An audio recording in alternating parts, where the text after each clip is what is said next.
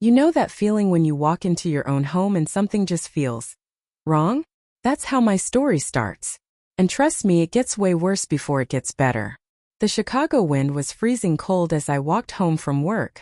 It was February and everything looked gray and miserable. I had my work badge still hanging around my neck. I just finished my 55th hour of work that week. I'm a marketing specialist and I make $55,000 a year. That sounds like a lot, but in Chicago it's really not. I'm 26 years old and just trying to survive. All I wanted to do was get home and collapse on my couch. The security door of my building closed behind a delivery guy who was leaving. I pulled out my key card. There was a handwritten sign on the glass that said the security cameras weren't working. Typical. But at least the door locked with that heavy clicking sound. Made me feel safe. I didn't know then that locked doors only stop honest people. Not someone patient enough to wait for a neighbor to hold the door open. My apartment was on the 3rd floor. Number 3C. The hallway always smelled like Mrs. Anderson's cooking from 3A. Garlic and something floury I could never figure out. But today something felt different. I put my key in the deadbolt. It turned smoothly like it always did. No scratches around the lock. No signs anyone broke in. The door opened and I stepped inside. That's when I felt it. You know that feeling when someone's been in your space? You can't explain it. You just know. The air feels different. My TV was still there on its cheap stand. My laptop was still on the kitchen counter where I left it. Nothing was missing. But everything felt wrong. I set my purse down slowly. My hand grabbed my phone. The photos on my shelf looked different. The one of me and Sophie at her graduation. The one of me and Emma at that karaoke bar. They were tilted slightly.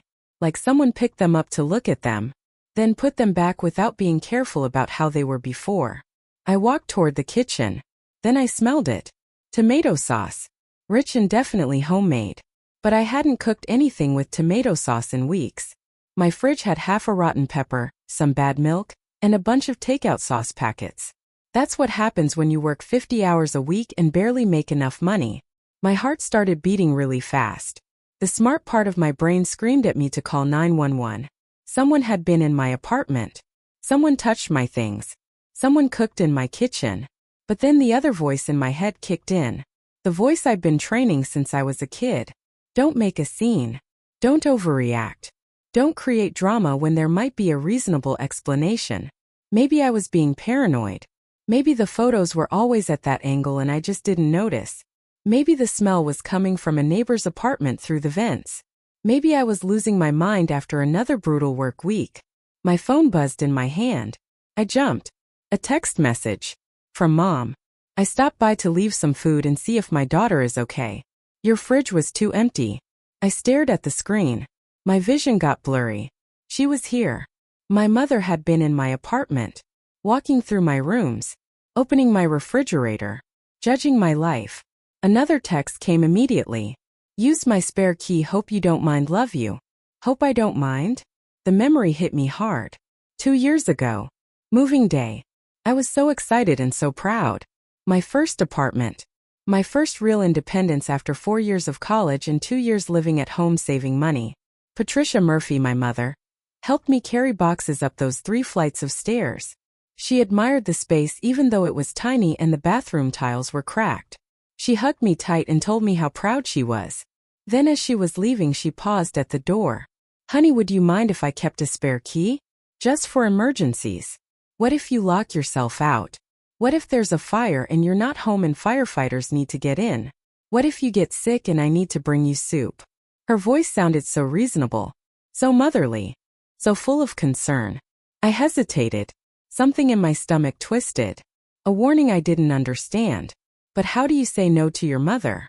How do you tell the woman who raised you that you don't trust her with a key to your home? What kind of ungrateful daughter would that make me? So I said yes. I handed over that spare key with a smile. I believed I was just being practical. I believed her controlling behavior was just love showing itself in an overprotective way. I stood in my violated kitchen now staring at that text message. I felt like such a fool. My hands were shaking as I pulled up her contact and pressed call. It rang 3 times before she answered. Leah, I was just thinking about you. Did you get my message? I left you some nice chicken casserole in the fridge. You looked so thin the last time Mom. My voice came out harder than I meant it to. You can't just come into my apartment whenever you want. Silence on the other end. Then in a smaller voice. I was just trying to help. You didn't ask permission. I'm your mother, Leah. Since when do I need permission to make sure my daughter is eating properly? You work those terrible hours at that job and I know you're not taking care of yourself. Someone has to. I'm 26 years old. I can take care of myself. Can you? Her voice changed, getting sharp. Because your fridge told a different story. Half-empty shelves. Expired milk. Stop. The word came out sharp enough to cut. You went through my refrigerator? I was putting the casserole away. I had to make room. My free hand gripped the kitchen counter so hard my knuckles turned white. I need that key back. Another silence. Longer this time. When she spoke again, her voice was thick with tears. You're going to take away my key? You're going to lock your own mother out like I'm some kind of criminal? Mom, please don't. After everything I've done for you. After all the sacrifices your father and I made. After the college tuition. After the years of putting your needs first. After. Her voice broke into crying. Is this how you repay us? By treating me like I'm not even welcome in my own daughter's home? Guilt crashed through me, hot and familiar. This was the dance we'd done my entire life. I set a boundary. She weaponized emotion. But I held firm. I'm not saying you're not welcome. I'm saying you need to call first. You need to ask. You can't just walk in whenever you feel like it. Fine. The word was cold. Fine, Leah. If that's how you want it. I'll give you back your precious key. I'll meet you tomorrow after you get off work. Will that satisfy you? Yes. Thank you. She hung up without saying goodbye. I stood there in my kitchen, in the apartment that no longer felt like mine, and wondered if I just won or lost. The casserole sat in my fridge, still warm. I couldn't bring myself to eat it. The next evening, Patricia met me in the building lobby. She was dressed perfectly as always. Pressed pants, a cashmere sweater, pearls at her throat. Her eyes were red from crying and she made sure I noticed. Here. She pressed the key into my palm. Her hand stayed on mine. I hope you know how much this hurts me. I'm sorry you're hurt. But I need this boundary. Boundaries. She said the word like it tasted bad. That's what your generation calls basic ingratitude, I suppose. She turned and walked away before I could respond. Her heels clicked against the lobby floor with sharp, angry sounds. I held the cold metal in my hand and felt a small surge of victory. I'd done it. I'd taken back control. I had no idea it was just the opening shot. 3 days of quiet passed. I started to relax, to believe that maybe Patricia would actually respect the boundary I set. I should have known better. It was Friday evening when the paranoia crept back in. I was organizing my desk drawer, procrastinating on the work analysis I'd brought home. I decided to put the return key back onto my spare key ring. I pulled out the key Patricia handed me in the lobby and compared it to my own original key. My stomach dropped. The key she returned was shiny brass.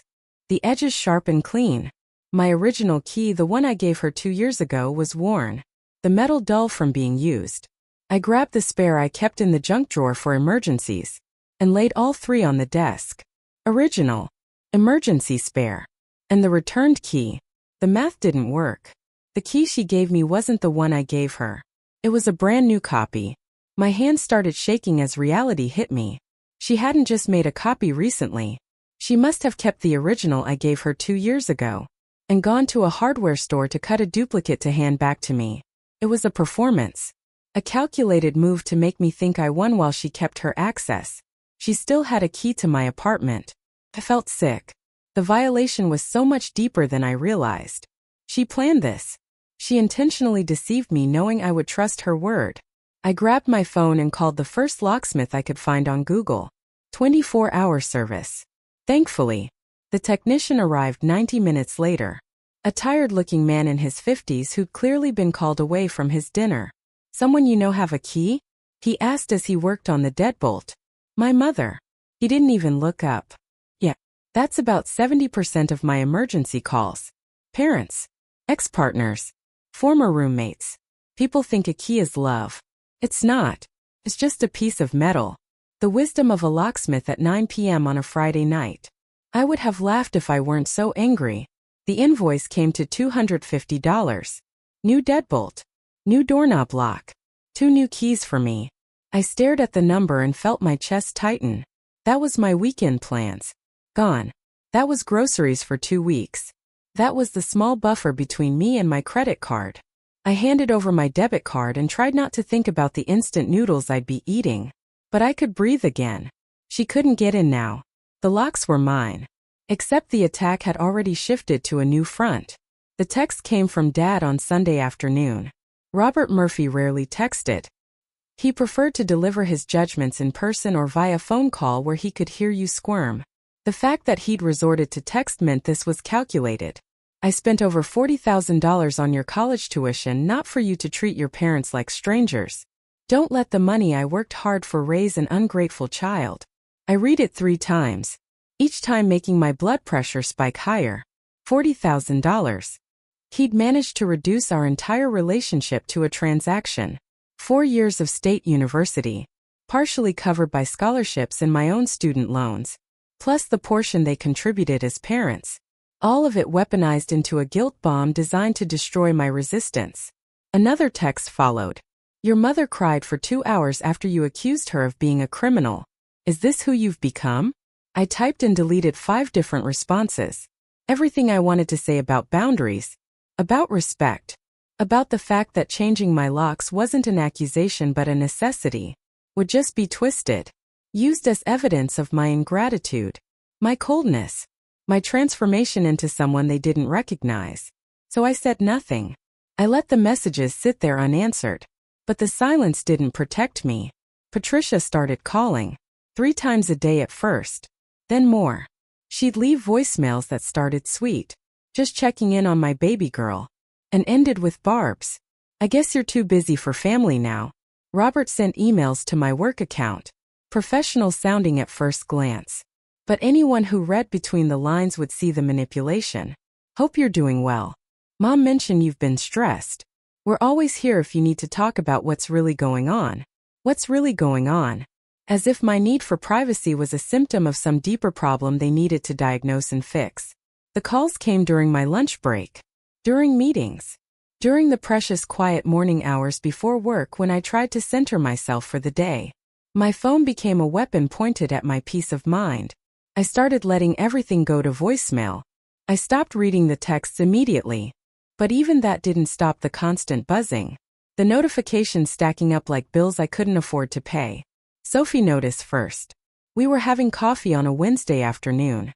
A rare break in both our schedules. When she grabbed my phone off the table. Leah, you have 47 unread messages. I know. Are they all from? Mostly. I took the phone back and silenced it. Some are from Dad too now. Sophie's expression shifted from concern to anger. They're tag-teaming you. It's fine. I changed the locks. They can't actually get in anymore. But they're still getting to you. She leaned forward, her voice dropping. You've lost weight. You look exhausted. When's the last time you slept through the night? I didn't answer because we both knew the truth. The physical lock on my door had stopped the intrusion into my space. But it had done nothing to stop the psychological siege. If anything, it had escalated. Patricia had moved beyond voicemails. She'd started showing up at my building. Not coming upstairs, but lingering in the lobby. The first time I saw her there, my heart nearly stopped. She was sitting on the old couch near the mailboxes, looking small and sad, perfectly positioned to intercept me. I was in the neighborhood, she'd said, as if the West Side was anywhere near her pristine suburban home 40 minutes away. I thought maybe we could talk. Really talk without all this anger between us. I kept walking, my heart pounding, my hands shaking. I have plans, Mom. Plans. She'd said it like I'd announced I was joining a cult. You always have plans now. Plans that don't include your family. I didn't stop. I couldn't. If I stopped, if I engaged, she'd pull me back under. That was a week ago. She'd been back twice since then. Always just in the neighborhood. Always with that wounded expression that made me feel like a monster for wanting space. The harassment via phone continued. The moral pressure mounted. My inbox became a minefield of subject lines. We need to talk about your behavior. Worried about you. And the particularly devastating one. Where did we go wrong? I realized sitting alone in my apartment on a Sunday night, with my phone buzzing for the 15th time that day, that I'd been fighting the wrong battle. A physical lock only blocks a door.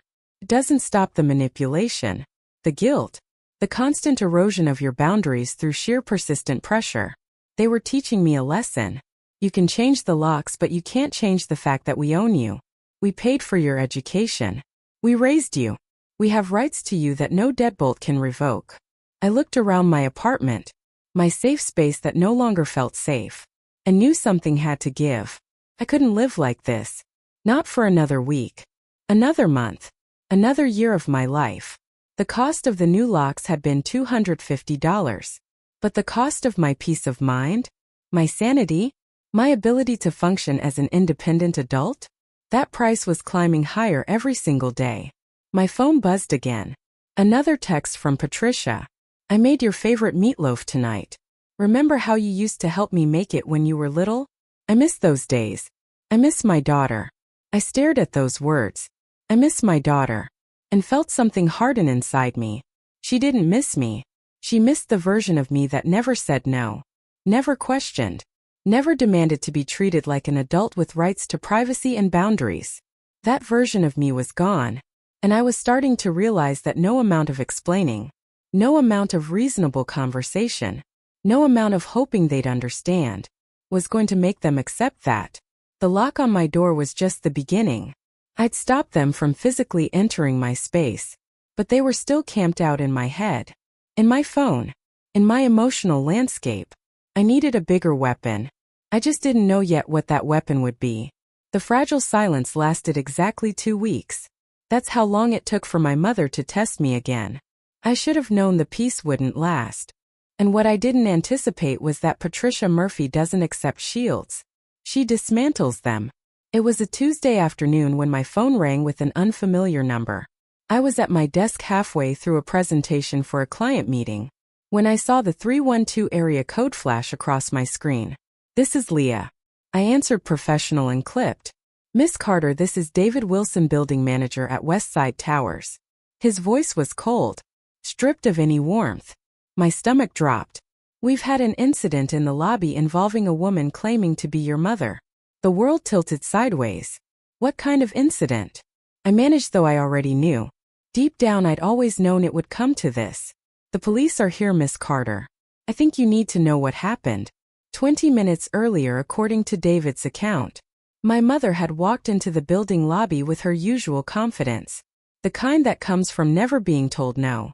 She'd marched straight to the elevator bank, pulled out her old key, and inserted it into the call button panel. Nothing. She tried again. And again. The key that had granted her unauthorized access for months was now just a useless piece of metal. That's when she pivoted to the reception desk.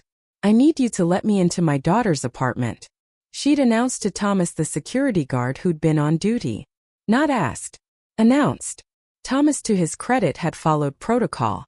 Ma'am, I'll need to see your ID and confirm you're on the approved visitor list. I don't need to be on a list. I'm her mother. The way David described it, her voice had already started rising. That sharp edge I knew so well creeping in. She's sick. She needs me. I'm sorry, ma'am, but your name isn't on the lease. And Miss Carter specifically requested that we not grant you access without her direct approval. And that's when Patricia Murphy changed tactics. She didn't get violent, Leah. That would have been easier to handle. David's voice was tight over the phone. She stood right in the center of the lobby, tears streaming down her face, and started grabbing the sleeves of residents trying to pass by. She told them you were being held against your will.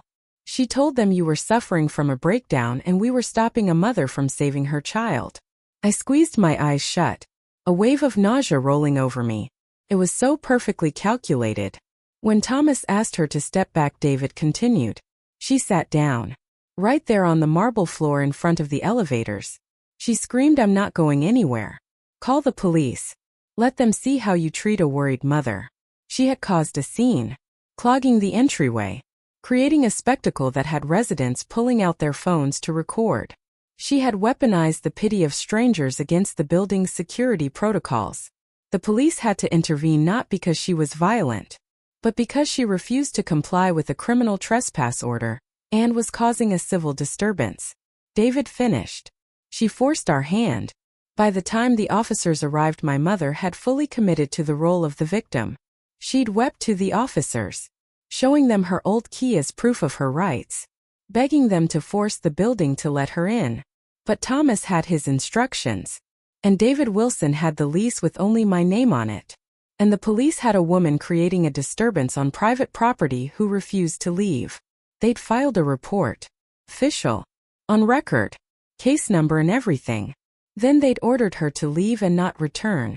Miss Carter. David's voice cut through my horrified silence. I need to be clear about something. This building has a reputation to maintain. We have elderly residents, families with children, and we cannot have this kind of theatrical disturbance happening in our lobby. I understand. I whispered, gripping my phone so hard my knuckles went white. I'm so sorry. If this happens again, he continued, and his tone was ice. We will be forced to terminate your lease early, and I want you to understand what that means. It will go on your rental history. Your credit score will take a hit. Every landlord you apply with in the future will see that you were evicted for cause. My vision blurred. In America, your credit score isn't just a number. It's your second life. It determines whether you can rent an apartment, buy a car, sometimes even get a job. And rental history? That's the difference between having a home and being denied at every application. I was standing on the edge of a cliff, and my mother's hands were on my back. It won't happen again, I said, and I meant it with every cell in my body. I promise you, Mr. Wilson, it won't. See that it doesn't. He hung up. I sat there at my desk, surrounded by the mundane trappings of corporate life, coffee cups and spreadsheets and motivational posters, and felt something crack open inside my chest. That evening I called Sophie and Emma. We met at Emma's apartment, a cozy studio that smelled like vanilla candles and safety. I told them everything. The lobby, the police, the threat to my lease, the way my mother had weaponized her own performance to try to force her way back into my life. She's going to ruin me, I said, and my voice broke. She's going to destroy my credit, my rental history, everything I've worked for. And she doesn't even care. She'll burn my whole life down just to prove she can still control me. Sophie, who'd known my family since college, leaned forward and took my hands. Her eyes were fierce. Leah, listen to me. They don't love you. They want to own you. Sophie's right, Emma added softly. Love doesn't look like this. Love doesn't sit on a lobby floor screaming lies to strangers. This is possession. This is control. But she's my mother. And you're a grown woman with rights. Sophie interrupted. You've tried boundaries. You've tried talking. You've tried everything reasonable. She responded by forcing the police to get involved. What else does she have to do before you accept that she's not going to stop? I looked at my two best friends, the only family I'd chosen for myself, and felt something shift. It wasn't anger exactly. It was clarity. What do? I asked. You protect yourself, Emma said firmly. You get a lawyer. You file a restraining order. You make it legal, official, and documented. You make it so that if she tries this again, there are consequences that actually matter. Sophie nodded. You've been fighting with one hand tied behind your back, because you still thought appealing to her better nature would work. But she doesn't have one. Not when it comes to you. They were right. I'd been clinging to the fantasy that somewhere inside Patricia Murphy was a mother who would wake up and see what she was doing to me. But that mother, if she'd ever existed, was gone. I pulled out my phone and looked at the text thread from my father. The one where he'd weaponized payment for my tuition. The one where he'd called me selfish and ungrateful. Then I opened my photos and pulled up the screenshot I'd taken of David Wilson's number. I need a copy of that police report, I said aloud. Emma raised her eyebrows. Why? Because I'm not asking nicely anymore, I replied. I'm going to court. Radio silence is a weapon, and I wielded it like a blade. For 48 hours after the lobby incident, my phone became a battlefield I refused to enter. My mother's texts poured in. Dozens of them. Each one a carefully crafted missile designed to hit a different emotional target. I can't believe you called the police on your own mother. We raised you better than this. Everyone is asking what we did wrong. Do you know how humiliating this is? Your father's blood pressure is through the roof. If something happens to him, it's on you." My father's texts were worse, because they came wrapped in the language of finance and obligation. "We are willing to forgive the $40,000 if you apologize and give us back the key. This is your last chance to make this right before we take legal action. You're throwing away your family over a door lock. Think about what you're doing." I didn't respond. Not once. Each text went unanswered. Each voicemail unplayed. I didn't block them. Not yet. Because every message was evidence. Every threat, every guilt trip, every manipulation was another brick in the case I was building. They thought my silence was fear. They thought I was cowering, preparing to surrender. They had no idea I was preparing for war. On Thursday morning, I walked into my bank and withdrew $300 from my emergency fund. The teller counted out the bills with mechanical efficiency, oblivious to the fact that she was handing me ammunition. $300. In the grand scheme of things, it wasn't much, but it was enough to file court paperwork, enough to make my boundaries legally enforceable, enough to finally make them stop. From the bank, I drove to the West Side Tower's office. David Wilson looked up from his computer with barely concealed wariness when I knocked. "Miss Carter." "Mr. Wilson, I need a copy of the police report for my mother's incident." I kept my voice steady, professional, for legal purposes. He studied me for a long moment, then nodded slowly. "I can get you that. Give me 10 minutes. When he returned, he handed me 3 stapled pages. The official Chicago Police Department incident report, complete with case number, officer names, and witness statements. Thomas's account of my mother's behavior was damning in its clinical precision. Subject created a civil disturbance by impeding resident access and refusing to vacate the premises. Subject made false claims regarding resident welfare to incite bystander intervention. Subject refused multiple requests to leave private property. "Thank you," I said quietly. "Miss Carter," David said as I turned to leave. "I hope you're handling this." "I am," I replied. "Promise you I am." Later that day, the Cook County District Court building was imposing in the way government architecture always is. All concrete and authority, designed to make you feel small. I clutched my folder of evidence and walked through the metal detectors with my head high. The clerk's office was on the 3rd floor. Behind the desk sat a woman in her 50s, with sharp eyes and efficient hands. Her nameplate read Jennifer Collins. "I need to file for a restraining order," I said. Jennifer didn't even blink. She probably heard that sentence 1,000 times. "Temporary or permanent?" "Temporary for now." She slid a form across the desk. "Fill this out. Be specific about dates, times, and incidents. If you have documentation, that helps." I sat in one of the plastic chairs bolted to the floor and began writing. Everything spilled out onto the page. The unauthorized key, the intrusion into my home, the changed locks, the lobby breakdown, the police report. I made sure to emphasize the specific legal language I had researched the night before, that my mother's escalating behavior constituted a credible threat of imminent harm to my mental well-being and housing security. I attached the printouts of my parents' text messages that I'd prepared at the office earlier. When I brought the completed petition back to Jennifer, she read through it with practiced efficiency. Her expression never changed. But when she reached the police report, she paused. "This is good documentation," she said, looking up at me. "Most people don't have this."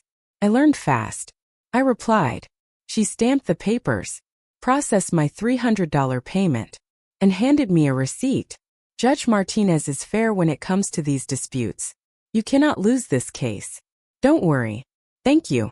I took the papers with trembling hands. "Thank you so much." Jennifer's expression softened just slightly. "You're doing the right thing. Don't let anyone tell you otherwise." From the courthouse, I went back to see David Wilson. This time I came armed. "Mr. Wilson, I filed for a restraining order today." I placed the copies on his desk. The TRO petition, the police report, the court receipt. "I want you to know I'm taking this seriously." He picked up the documents, reading carefully. "This is good. This is very good." There's something else. I continued, my heart pounding. I need to break my lease early. His expression clouded. Miss Carter, you're aware there's a penalty. Section 14.3 of the Illinois Safe Homes Act. I interrupted. Tenants who are victims of stalking or harassment with documented police reports are allowed to terminate their lease without penalty if they face a credible threat of imminent harm on the premises. I have the police report. I have the restraining order petition. Qualify. David stared at me for a long moment, then down at the paperwork. I watched him piece it together. The liability risk of keeping me here. The continued threat of my mother showing up and causing more theatrical scenes. The legal protection I was invoking. Finally he nodded. When do you want to be out? End of next week if possible. I'll waive the penalty, he said. But you need to be out by the 31st. And Miss Carter, you're making the smart choice. No. I walked out of that office with my head spinning. The lease break penalty would have been over $2,000. Money I didn't have. Money that would have trapped me in place. Instead I just saved every penny. Money I could now use for a deposit on a new apartment. Money I could use to disappear. My phone buzzed. Another text from my mother. We're coming over next Saturday to talk about this face to face. We'll bring lunch. Your favorite. Meatloaf. I looked at the message and felt nothing but cold determination. Come next Saturday I won't be here. And by the time they realized what I'd done it would be too late. 5 days later I learned that the price of freedom is often comfort. I signed the lease on Tuesday afternoon next week. The new studio in the Riverside Towers was safer undeniably. Doorman. Key fobs. Cameras everywhere.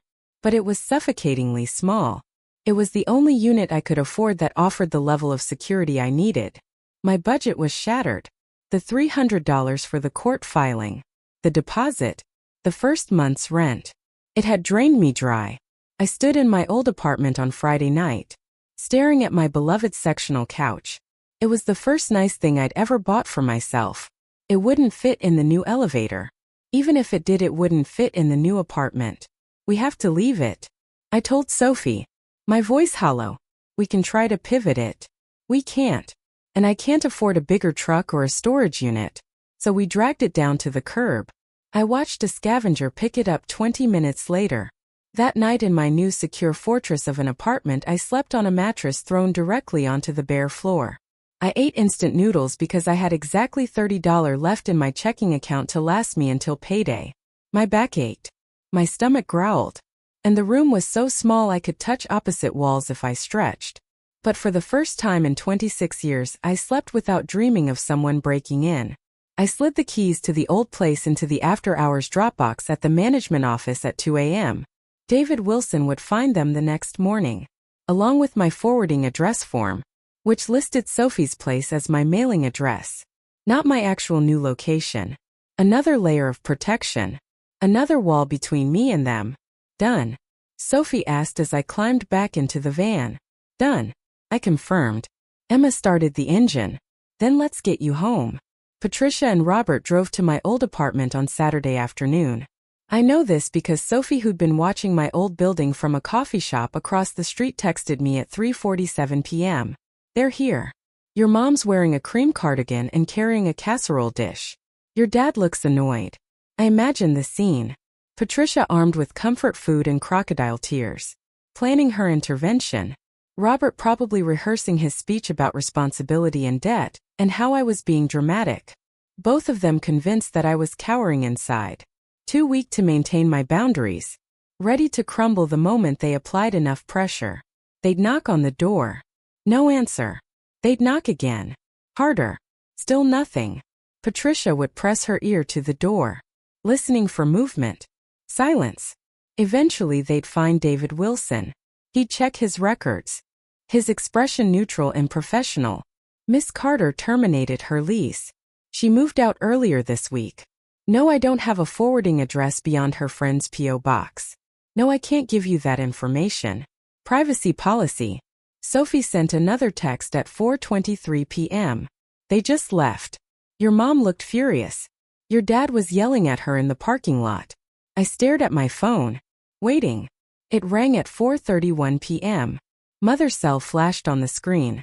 I'd blocked their numbers days ago, but I'd known they'd find a way around it eventually. Borrowed phones, new numbers, whatever it took. So I'd set up a separate Google Voice number and given it to exactly 3 people. David Wilson, my HR department, and the court. That number forwarded to my real phone but with a special ringtone. This call was coming through that line, which meant they'd either charmed my old building manager into giving it up, or found it on some forgotten form. I answered on the 4th ring. Hello? Where are you? Patricia's voice was ice-wrapped in fury. What have you done? I've moved, I said calmly, sitting cross-legged on my mattress on the floor. As is my legal right as an adult with my own lease. You can't just disappear. I can actually. And I have. Robert's voice cut in. Speakerphone then. Leah, this is ridiculous. We drove all the way over there to talk to you and you're gone? What kind of daughter? The kind who files police reports. I interrupted. The kind who documents harassment. The kind who takes legal action when her parents refuse to respect basic boundaries. Silence. Then, legal action? I took a breath, savoring the moment. The petition for a restraining order was accepted by the court. Based on the police report from last week, the judge reviewed the evidence, the break-in, the trespassing, the harassment, all of it. The papers will be served. You're bluffing. But Patricia's voice shook. Am I? I guess you'll find out when the process server shows up. I hung up. My hands were steady. My breathing was calm. I felt powerful in a way I'd never experienced before.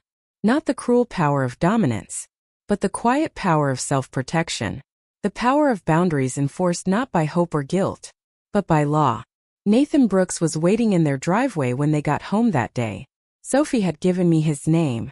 Her cousin worked at a legal firm that used him regularly. He's the best. She'd promised. Professional, persistent, and he doesn't take nonsense from anyone. I'd paid him $200 from my already strained emergency fund. Worth every penny. According to Nathan's text sent at 6:02 p.m., Patricia and Robert pulled into their driveway at 5:58 p.m., still arguing. He'd approached the driver's side window before Robert even turned off the engine. Robert Murphy, Patricia Murphy, you've been served. He handed them the thick manila envelope through the car window. Inside, the temporary restraining order, the court date, the police report, copies of Patricia's texts, photos of my apartment after her intrusion, a detailed timeline of harassment, everything documented, everything undeniable. Nathan texted me a photo. My parents' faces visible through the windshield, pale and shocked. The envelope open in Robert's lap. Job done. They looked like they'd seen a ghost. Nice work, Miss Carter. I stared at that photo for a long time. My mother's mouth open in apparent protest. My father's hand frozen mid-gesture. A legal document he couldn't bully or guilt his way out of spread across his knees. They hadn't just lost control of me. They were facing consequences. Real ones. The kind that came with court dates and legal restrictions and public records. I saved the photo, then deleted it. I didn't need a trophy. I had something better. Freedom. By the time the season shifted 3 months later, the necessary coldness had set in, and my life had transformed completely. There were no tearful reconciliation coffees, no dramatic confrontations in parking lots, no surprise visits or ambush dinners. The temporary restraining order became a permanent one after a brief court hearing, where Judge Martinez reviewed the evidence, listened to Patricia's lawyer claim it was all a misunderstanding between family, and then stated flatly, weaponizing a building's security staff and creating a civil disturbance to gain access to an adult's home isn't a misunderstanding. It's harassment. Order granted for 1 year, renewable if violations occur. My life now existed behind a wall of professional security. The doorman at Riverside Towers, Thomas, a retired Marine with a warm smile and zero tolerance for nonsense, knew my face, knew my schedule, knew that absolutely no one came upstairs without my explicit approval. Your parents? He'd asked during my first week, after Patricia had somehow found my new building and tried to sweet-talk her way past the desk. Especially not my parents. I'd confirmed. He'd nodded once. Understood. Consider it handled. She tried twice more. Both times Thomas had politely but firmly directed her to leave the property or he'd call the police. Both times she'd left. The third time he did call the police. She hadn't come back after that. My finances were still recovering. The move had drained my emergency fund. Despite the waived lease termination fee, security deposit, first month's rent, moving truck, Nathan's fee, and the painfully slow process of buying new furniture to replace what hadn't fit, my checking account looked anemic. My savings nearly depleted. I was still eating cheap meals, but they tasted better in a home that was truly mine. But I felt wealthy in ways that had nothing to do with bank balances. I felt wealthy when I came home to an apartment that hadn't been invaded. Wealthy when my phone rang and I didn't experience a spike of anxiety. Wealthy when I made plans without calculating whether they'd be interrupted by a surprise visit. Sophie and Emma had become my chosen family. The sisters I'd picked rather than inherited. We had dinner every Wednesday. A standing tradition. Sacred and unbreakable. They'd been there for every moment of my escape. Every small victory. Every setback. You seem different, Emma observed one evening, gesturing at me with her wine glass. Lighter somehow. I am lighter. I agreed. I'm not carrying their expectations anymore. Sophie raised her glass. To boundaries. May they be high-strung and equipped with security cameras. We drank to that. Work had become easier too. My boss had noticed the change in my demeanor during my annual review. Your performance has improved significantly over the last quarter, she'd said, reviewing my metrics. More focused. More confident in your presentations. Whatever you're doing, keep doing it. I'd smiled. Just some personal changes. Better work-life balance. What I didn't say. It's amazing how much energy you have for your actual life when you're not constantly defending yourself from invasion. My marketing campaigns had gotten sharper. More creative. I'd pitched 3 new ideas in the last month alone. 2 had been approved for implementation. My salary was still $55,000. But I'd been told a raise was likely during the next review cycle. I was building something. Not just recovering from something, but actively building a life that was mine. Shaped by my choices. Protected by boundaries I'd fought for. One evening in late May I sat on my small balcony. Barely large enough for a chair and a potted plant. But mine. Watching the Chicago skyline turn gold in the sunset. My phone was on the table beside me. Silent. I'd gotten used to the silence. It had been terrifying at first. The absence of constant contact. Constant demands.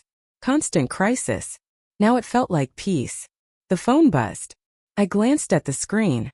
Unknown number. I almost didn't open it. But something. Curiosity maybe. Or just the confidence that came from knowing I was safe. Made me tap the notification. The message appeared. Mom cooked the meatloaf you like. Dad says he'll forgive the money issue if you come home for dinner. We miss you. I stared at the words. Analyzing them like a marketing strategy. Which in a way they were. Marketing designed to sell me on the idea that I was still the daughter they could control. The meatloaf. Emotional manipulation. The comfort food of my childhood weaponized to trigger nostalgia and longing. Dad's forgiveness. Financial pressure. The imaginary $40,000 debt dangled like a carrot. The implicit threat that I still owed them. Still needed their approval. We miss you. The guilt trip. Not we love you or we were wrong. Just the simple implication that my absence was causing them pain. And therefore I was responsible for fixing it. I'd read enough psychology articles over the last 3 months to recognize the pattern. This was hoovering. The attempt to suck me back into the cycle by any means necessary. When aggression failed, they pivoted to nostalgia. When commands didn't work, they tried bargaining. Classic narcissistic playbook. I felt something looking at that message. Not guilt. That surprised me. Not longing or sadness or regret. I felt pity. And beneath the pity, a vast cool indifference. Pity for 2 people so unable to accept reality that they were still trying the same tactics. Still convinced that the right combination of buttons would make me fold. Pity for the desperation behind a burner phone. And a dinner invitation wrapped in manipulation. And indifference. Because their actions no longer held the power to hurt me. They couldn't see me as a person. Only as a role they needed filled. Dutiful daughter. Permanent child. Emotional support system. I would never be that again. I tapped the number at the top of the screen. The options menu appeared. My thumb hovered over block caller for just a moment. Not from hesitation, but from acknowledgement. This was it. The final door closing. The last thread cut. Pressed it. The screen confirmed. Caller blocked.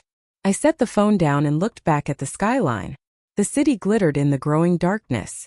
1,000 lights in 1,000 windows. Each one representing someone living their own life, fighting their own battles, building their peace. In the absolute silence of my balcony, with the city humming below and the stars beginning to appear above, I smiled.